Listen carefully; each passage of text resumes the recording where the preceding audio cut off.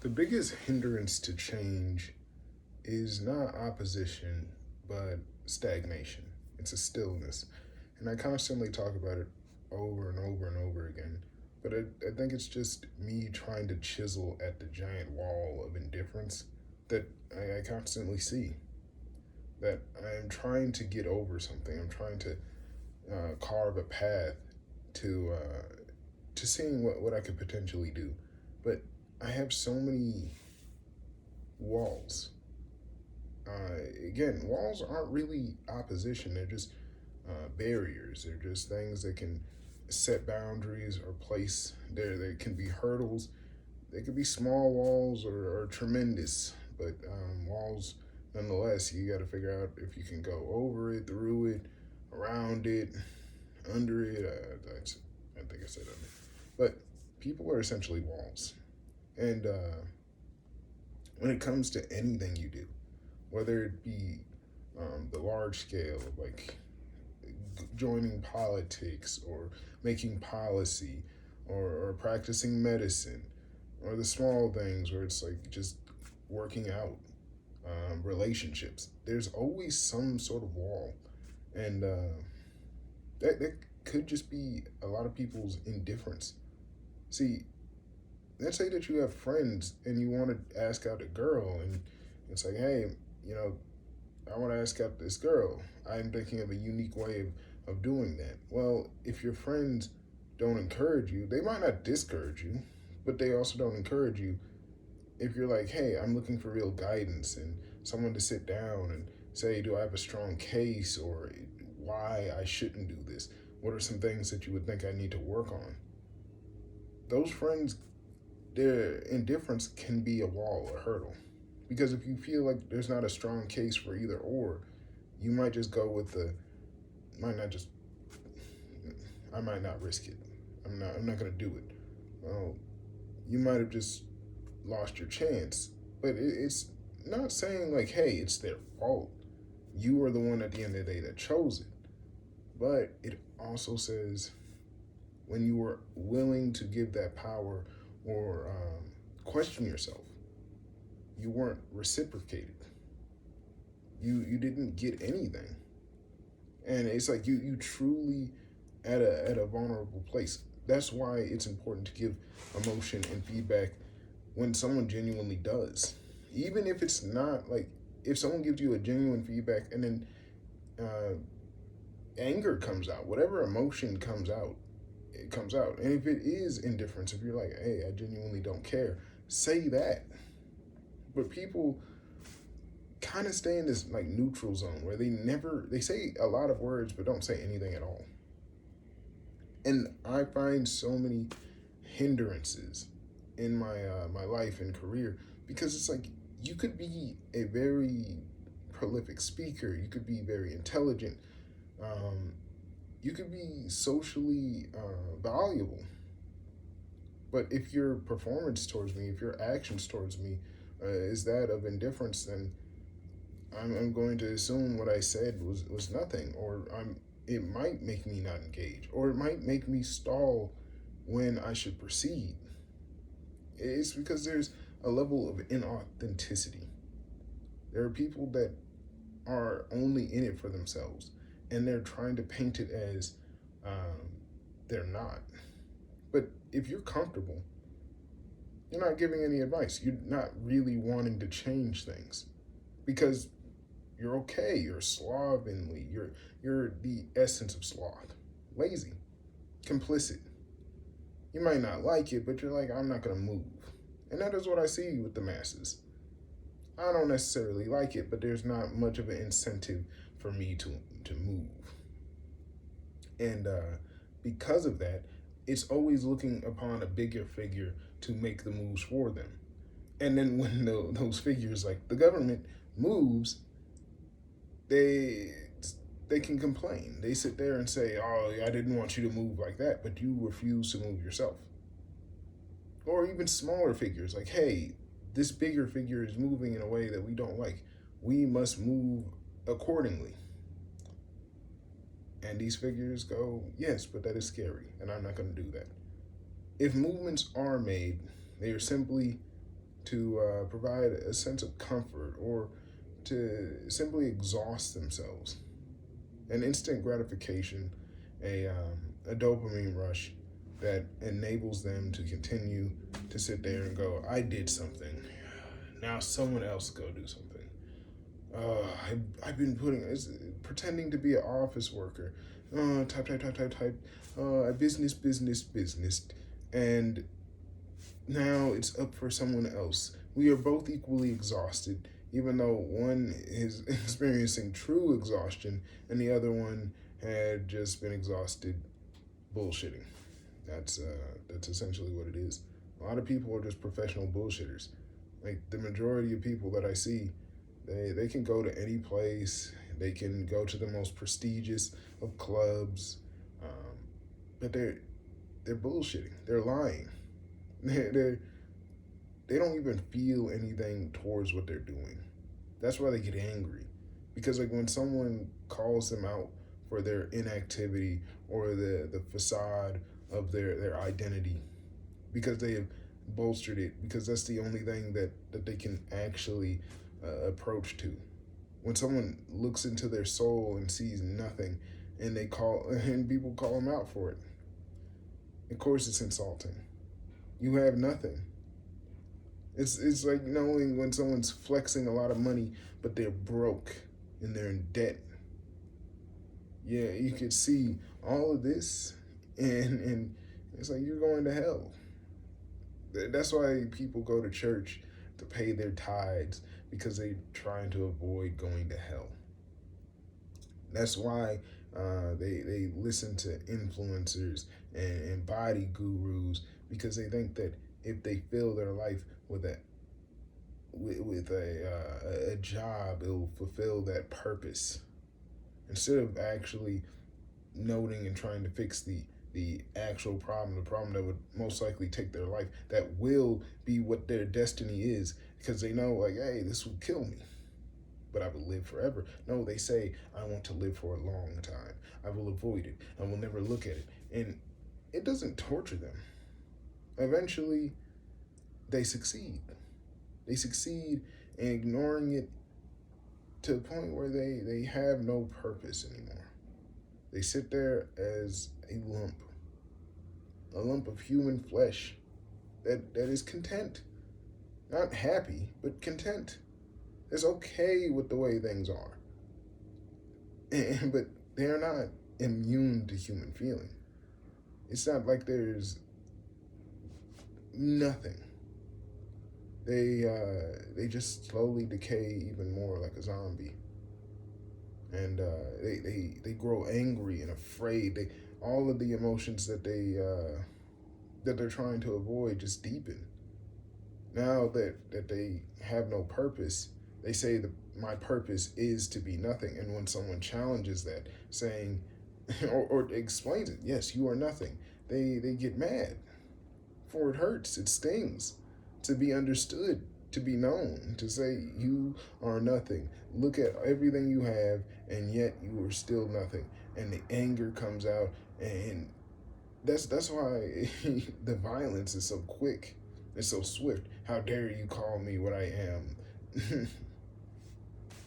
Because at the end of the day, they will take life from others, but never risk their own.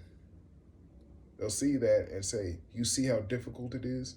You can't do what I do," and you're going to say, "Oh, I see it as you haven't even done what you're supposed to do. You could see it, and you're wanting me to take that job on. But if I try to take that job, if I try and I do and I start succeeding in a way that you would have done it, and maybe even doing it not as well, but me even doing it makes you angry. There's a neck, like, let me take over, let me do something. But instead of fully realizing, hey, that means that I could do this job, I should do this job, it becomes twisted and morphed. That anger starts to present to the person who's doing the job, maybe a bit poorly, but at least doing the job. And you will kill that person, and then go back to not doing the job, sealing your fate, sealing the soul, or the lack thereof. But that's what I see. See, it's not a indifferent person not being an indifferent person is a neutral. The indifferent person is an evil person, is a wicked person that wants to clean their hands and touch nothing and do nothing, but they thrive. See, if a man truly does nothing, then they die. They wouldn't do anything. But this wicked person still eats and still sleeps and still wants relationships and still wants to cry and laugh. They want all the pleasures, but none of the pains. And you see it. I see it. When I walk around, when I'm living life, I see a lot of just empty people. On a few occasions, I see a spark of life, but I could tell the emptiness of a person. For they smile at very simple things. Their mind doesn't really go anywhere. They, in any questions that you would ask to go further, what their personal thoughts, anything that seems to be of grievance, slowly just slips their mind. But the moment that you call them out for it, oh, then there's anger. It's because there's nothing more in depth. They always hold the possibility to become more. It's not me designing their fate and saying that's it for them. It's just kind of a pity. Because the longer that one waits, the older and the uglier that they get. The longer that they refuse to be conscious. Because they're wasting time and energy, and then they become more and more trivial in their complaints. They'll start to complain about the very thing that they were supposed to fix, or the very thing that was foretold, and they will just lay to the fate. It's hard to feel sad in a way. There's no pity when I watch people perish. I don't see it because I ask, how many of those people could have prevented something? How many of those people had choices and chances to escape this fate and chose not to? But we as a society tend to give in mass a level of sympathy, a get out of free card. We cannot question the dead. We must sit there and simply say that the dead were innocent, their sins absolved. And that is when they truly die. For they are never held accountable for what they've done. They never are questioned on what they've done. And because of that, they will be in damnation for a lot longer. Now, damnation to me is not permanent. For eventually, someone in some way, somehow, will ask the question. As long as we live and breathe, it will be inevitable that someone comes to this question or thought or opinion. For if you know yourself, you know the world, you can visualize this.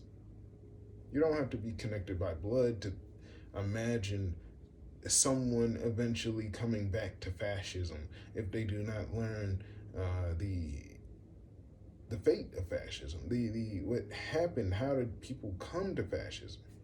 It wasn't some random bizarre coincidence. It was a mathematical equation. It was an inevitability with technology and history and ethics, the lack thereof. These things drove fascism, and now we're in a different time where fascism has morphed once again, and something worse has come along the line. People look at the Trump administration like it's fascism. It's not. Now, it is not avoidant of some of its tactics, but that's not its goal. It is. It doesn't care about your race. It really doesn't see race. It doesn't see race or culture. It's willing to use it. It's still a racist institution, but its main thing is to maintain wealth and position. It will say whatever it needs to. It doesn't need to imprison anyone because we were already in prison. It doesn't need to scare anyone because we've already been conditioned to fear these things. We don't need to ostracize anyone, for they're already ostracized. So it's just maintain power until you cannot do so anymore. And those that are content with the status quo, that are fine with how things are, and won't lift a finger to help, they are not victims. They are the walls, just as guilty as because they are the defining prison. A prison has walls to keep people out and walls to keep people in. That is the design of a prison in the most simplest of explanations. And that is exactly what the people are. They are walls to keep people in and keep people out. They are barbed wire, sharp, smart. They wind around the tops. They stack on each other. They build on each other. They are the watchtowers. They are the keepers of peace. They are the ones that keep chaos from reigning. They are the prison guards. They are the wardens. They are the rifles in the hands. They are the tools and the protocols to keep everything the way it is and will continue to be. And they don't see any problem with it.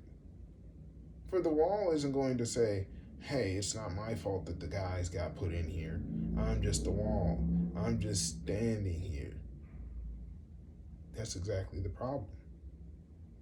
But if I said stop being the wall, will the wall listen? No. If I tried to destroy the wall, now I'm the evil one. Now I'm the one saying, hey, this wall is keeping people there. The wall is part of the bigger problem. But even if I punch a hole through the wall, how can people escape when there's guns and watchtowers and dogs and people to bring them back into the prisons? This is not just one single thing, it's multifaceted. But yet, people refuse to acknowledge the roles that they play. They coin it as I am not a problem, I am a victim. I am not, if they do not claim to be a victim, then they claim to be neutral. And neutral is just as evil as anything. For a wall to keep me out and a wall to keep them in, or vice versa, the wall could say it is neutral, but nothing. That neutrality is causing me harm. So I pin that wall as evil. For if it was truly neutral, and it truly had no purpose, then why would there be a wall in the first place? There is no reason to become. If you really didn't have a yes or a no, why be born a wall? Why strive to be a wall? Why continue to be? Why be made of this hard material? If it was not as useful as you might make it sound to be, then why don't you make the wall out of styrofoam? Why even make it look like brick if it was to be made out of styrofoam? Why even be there? For every solution that one can make for being a wall, there goes why even be the wall in the first place. It sounds like it's easier to not have a wall. It is not to deny that the wall has a purpose. It is not saying that there isn't an intellectual reason to be a wall. It is saying, say the reason. Say the reason why you refuse to fix the systems. Say why you refuse to participate in change, why you refuse to be anything else. And it's not because you despise being the wall. It's because you enjoy being the wall. You enjoy being used in this way. You are content with the way things are. You're okay with people being imprisoned. You're okay with this slaughter because you say, at least I'm not the one shooting. But when they line the bodies against you and they pull the triggers and you get shot because like the bullets go through, that is when you hear the wall complain about the damage, about the blood, about the bodies. Not to stop the shooting, but so it can hit a different part. It could say, don't hit me. Shoot at the ground. Don't hit me. Don't splatter the blood on me. Oh, now I have to look at this unsightly situation. Now it is in my view, in my purpose. The wall will be broken eventually. The walls always get broken. That is what I see. Honestly, maybe I'm growing more balanced. Maybe it's just I don't know when. I don't know why. I have a drive to be free, but there's always this feeling in the back of my head that I might not live to see 30.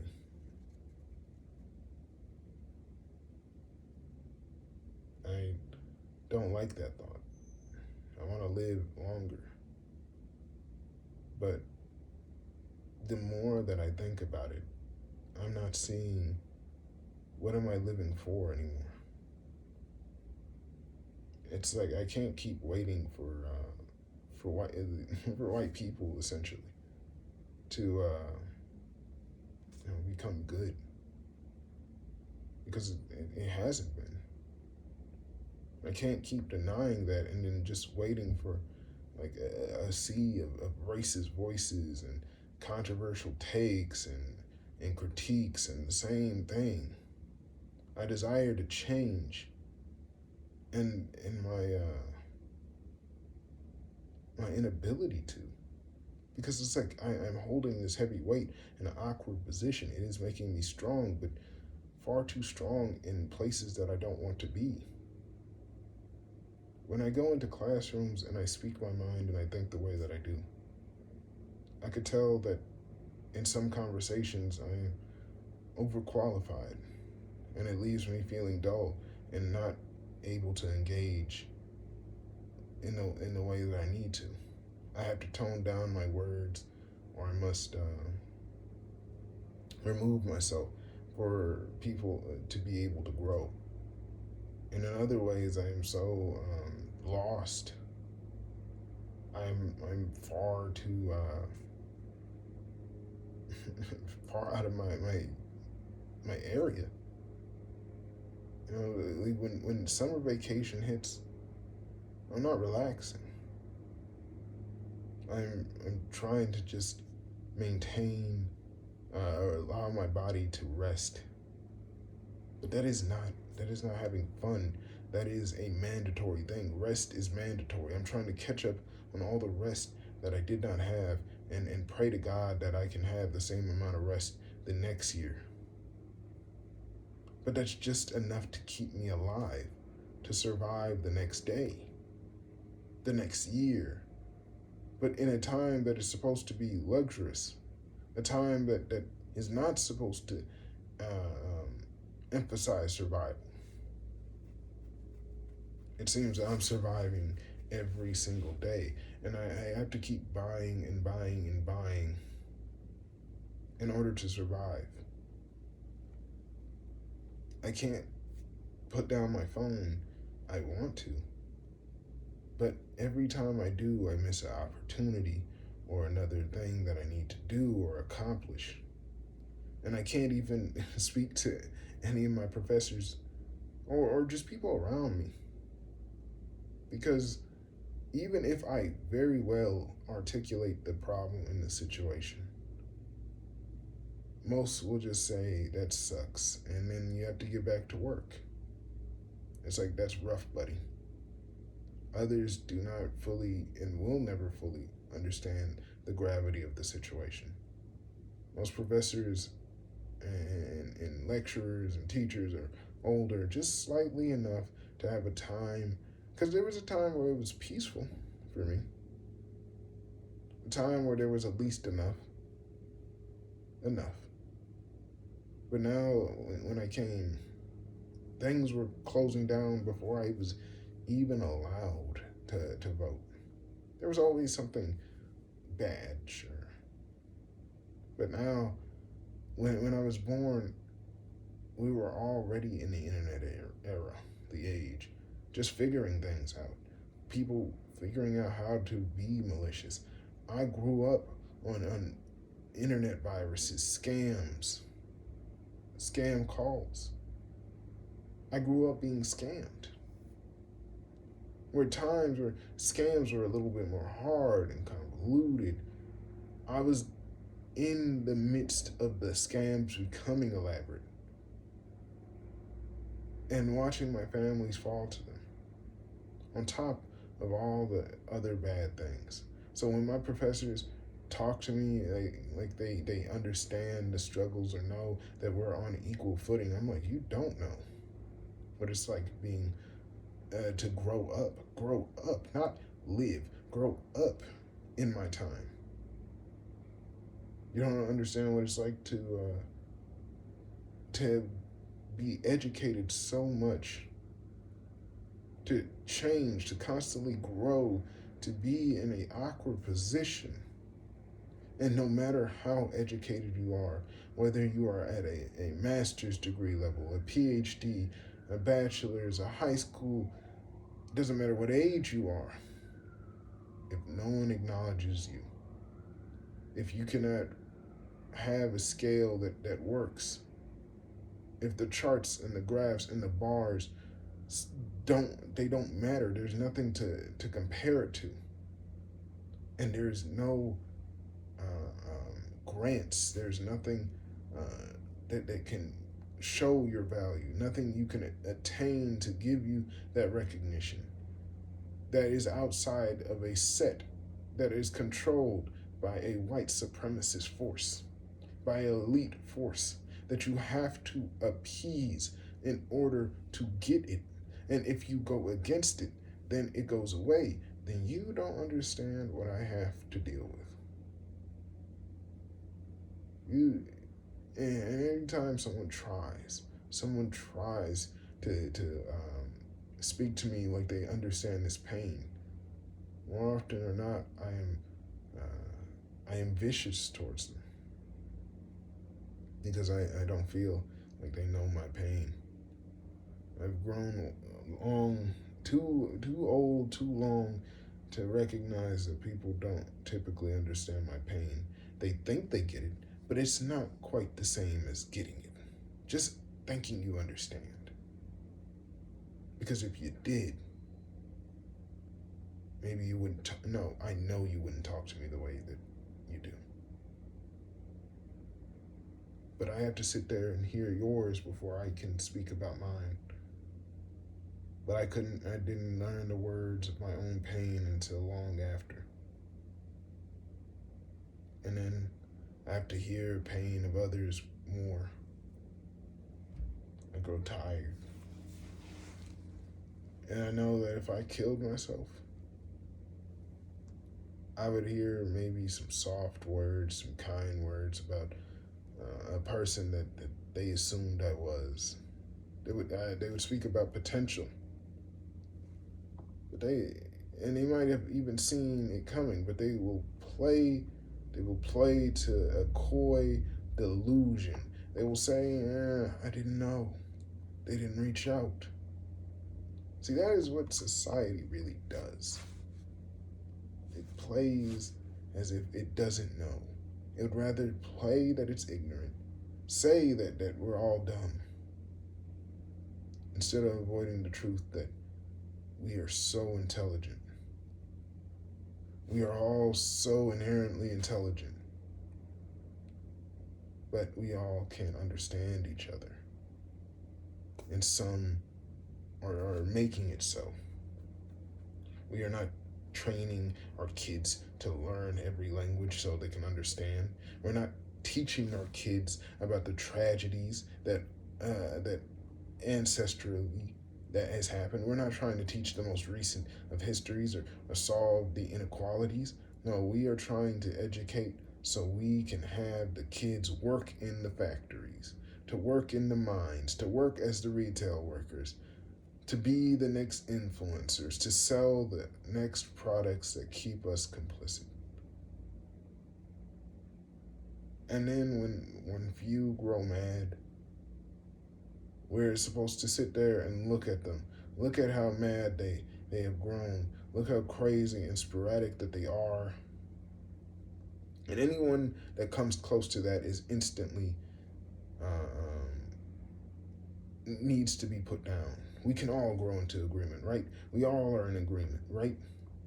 We seen what this person had done, and we don't want that to happen again. But you see that it's not that easy or simple. That what they're saying wasn't simply a byproduct of just of them just being wicked souls. Someone had coerced and talked and reinforced this, even just once. Because how can a man do this alone? How can anyone? See, doesn't I look at all those school shootings, any shootings, and I say, what sold this man a gun? I bet if I saw this man before, he would have looked unhinged to me. But they sold him a gun. Because can a man build a gun by himself? Can a man build a bed and furniture? I've known people my entire life. Some don't even understand how glass work is done, how to knit, how to bathe themselves properly. And I'm willing to bet that person, probably those without even high school diplomas, how they become so educated and how they were so quick to devise these plans. How they were super geniuses, but they weren't super geniuses the week before. Their test grades failing. But we don't talk about how they did in class. We don't openly sit there and discuss this. We don't look at it like that because there's this open wall of indifference. Because people don't want to put their hands and say, I could have stopped it, but I was so overwhelmed I didn't stop it. What's overwhelming you? Well, I have to pay these bills and I have to babysit my kids. Everyone wants to put more weight and say, well, you shouldn't have. You should have been this and you should have been that. It's easier to raise your voice and say what you should have done with time and energy that isn't yours, but you see that people don't have time to make great decisions because we're meant to work and work and work and work. But people get mad at the elite and the capitalists, and I say that sure there might be some anger, but nah. I say it's the indifference of the common working man. There's a multifaceted. It's not just one, but I see all the people that can come to the conclusion, that can be educated enough, that choose and opt not to. That's what I see. And it's those that hide, those that get to hide behind pleasant sentiments, because no one can, it takes too much detail to look into them to actually find. See, they're not hiding from the fact that they could have done something. They're just saying that if they wait long enough, if they live long enough, people will lose an invested interest in being able to stop it. And they can defend the acts because they can always hide behind a level of united ignorance. But me, I don't look at them like that. I don't look at them as inherently dumb.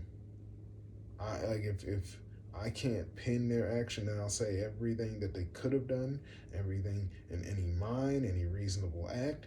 I would say the most extreme and the most likely and the most unlikely.